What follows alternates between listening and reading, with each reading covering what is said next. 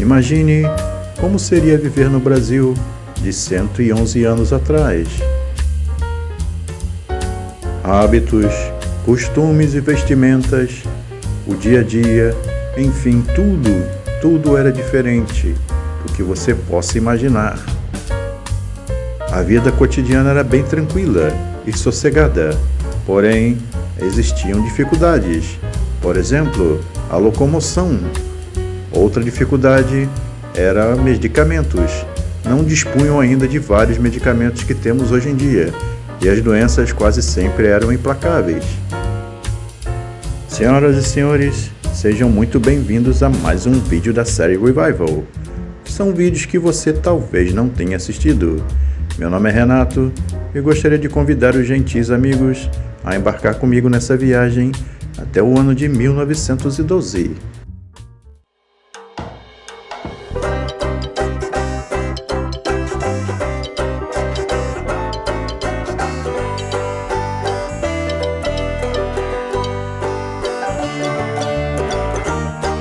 O tempo é implacável, nada resiste a ele.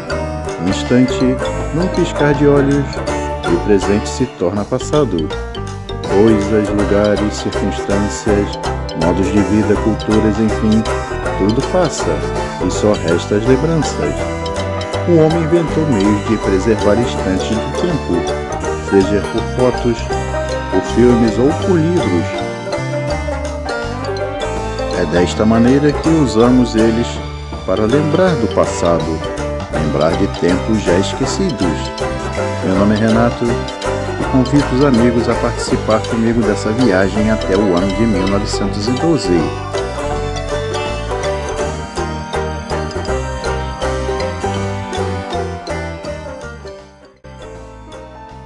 O fato mais marcante, sem sombra de dúvidas, do ano de 1912 não poderia ser outro, senão o naufrágio do Titanic.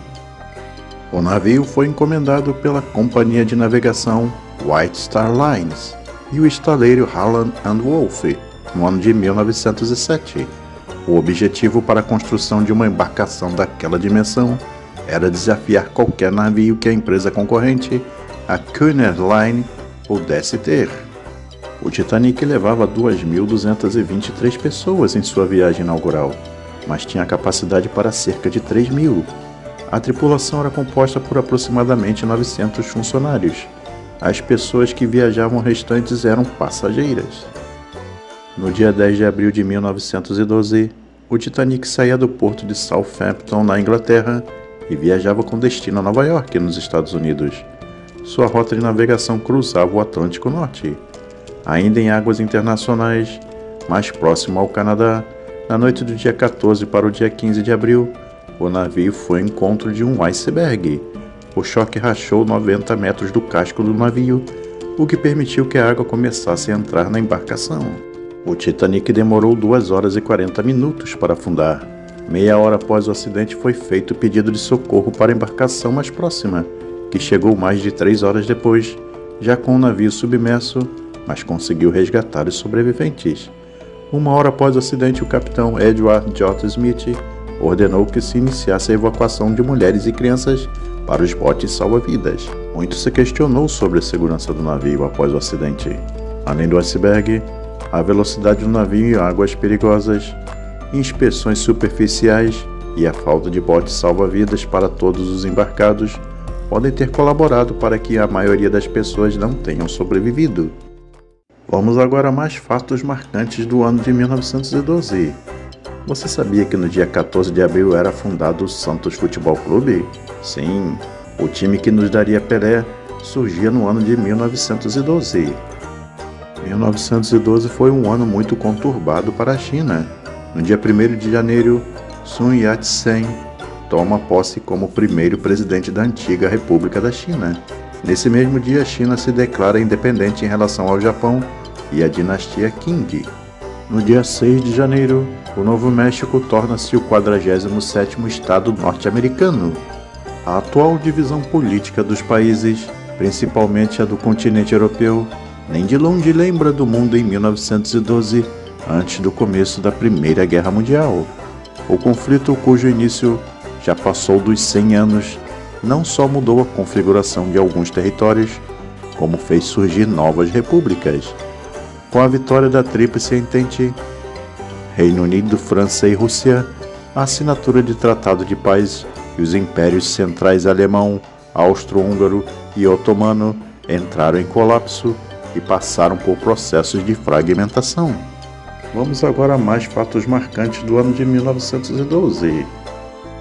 No dia 17 de janeiro, Robert Falcon Scott, um oficial da Marinha Real Britânica e explorador que liderou 2 expedições à Antártida, alcança o Polo Sul, constatando que Roald Amundsen tinha feito um mês antes no continente. No dia 5 de novembro, o governador de Nova Jersey e democrata Woodrow Wilson era eleito presidente dos Estados Unidos, derrotando Theodore Roosevelt e William Howard Taft, encerrando 16 anos de governos do Partido Republicano, e o primeiro democrata a governar o país desde Grover Cleveland. Enquanto isso, no Brasil, a Guerra do Contestado, que foi um conflito acontecido entre os anos de 1912 e 1916, que causou cerca de 10 mil mortes, aconteceu em uma região que era disputada pelos estados do Paraná e Santa Catarina, e foi motivado pela insatisfação política e social da população e por um elemento religioso, o messianismo. As coisas no Brasil não estavam muito boas naquela época. No dia 10 de janeiro, Salvador, capital do estado da Bahia, era bombardeada pelas forças federais, com o objetivo de forçar a renúncia de Aurélio Rodrigues Viana, então governador da Bahia. No dia 27 de outubro, era inaugurado o bondinho do Pão de Açúcar, na cidade do Rio de Janeiro. O bondinho era um teleférico localizado no bairro da Urca, no município do Rio, estado do Rio de Janeiro, ligando a Praia Vermelha ao Morro da Urca e ao Morro Pão de Açúcar. Em 1912, o Brasil era governado por Hermes da Fonseca, que foi militar e político brasileiro. Ele foi presidente de 1910 a 1914. Ele também foi o primeiro gaúcho a ser eleito presidente da República. Os foliões nunca se esbaldaram tanto quanto em 1912. Naquele ano, o Brasil teve 2 carnavais. O primeiro foi em fevereiro, seguindo o calendário regulamentar. A festança se repetiria em abril, na Páscoa, com outros 5 dias de fantasia confete e serpentina.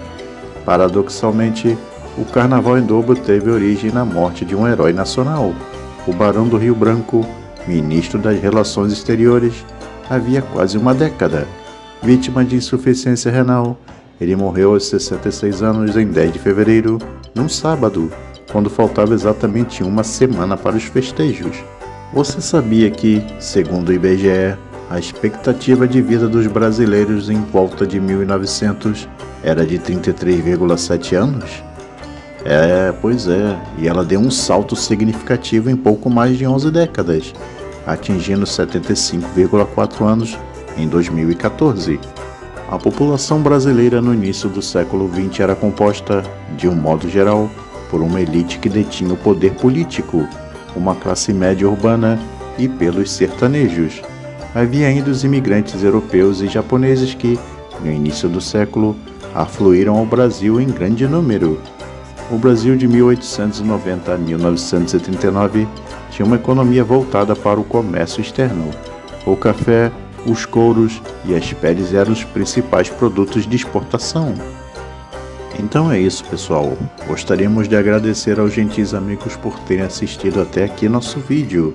Se vocês gostaram desse tipo de formato, deixem sua opinião nos comentários. Não esqueça de curtir e compartilhar. E se ainda não for inscrito no nosso canal, se inscreva. E até o próximo vídeo, pessoal.